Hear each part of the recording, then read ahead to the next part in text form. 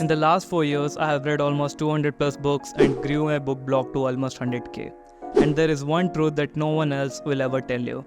This, and all of those videos are lying to you. Speed reading is bullshit, and in today's video, I'll reveal why speed reading is shrinking your brain, how to fix it, and how to read more effectively. But first, let's talk about the story of how Professor Donald Homa busted two speed readers. The American Speed Reading Academy reached out to Donald Homa, who was a professor of psychology at Arizona State University, and asked him to test two of the students who exhibited reading speeds of almost 15,000 words per minute.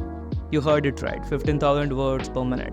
Donald Homa was intrigued and agreed to their request. He proceeded to give the students two college-level textbooks and asked them to read through the book.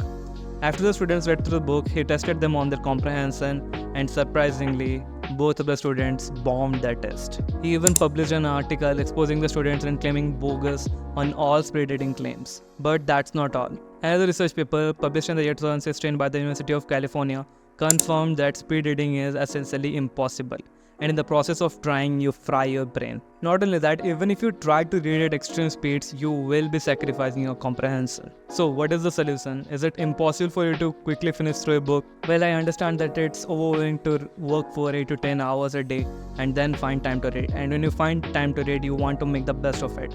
That's why most people are intrigued by speed reading claims and almost fall for their tricks. But almost everything that had been told to you about speed reading is a complete lie. Techniques like removing your self-vocalization and using visual pieces do work, but if you try to read like that, you will not be able to understand much of the text. But there is another method through which you can definitely increase your reading speed, and that is with the help of an audiobook. I'll not claim that reading with an audiobook will increase your reading speed to almost 1000 words per minute, but it will definitely increase your normal reading speed. But don't try to get overboard with it, because if you try to play the audiobook at 2x speed and try to read at the same time, you will definitely not understand anything after you finish a reading session. But first of all, you need to ask yourself, why do you even want to read more books? We often associate more with better, but in the case of reading, less is actually better. We often assume that a person who reads a book a week or 50 books a year is more intelligent than a person who reads only 10 to 12 books a year.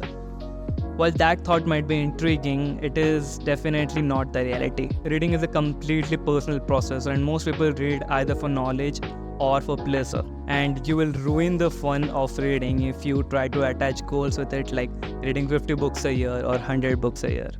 That's why I will urge you to read for fun and enjoyment while learning something in the process. That is the best way to read books.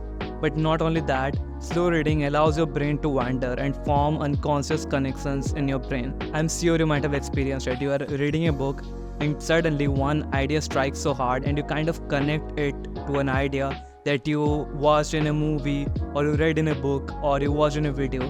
And all of these ideas intertwine and everything starts making sense.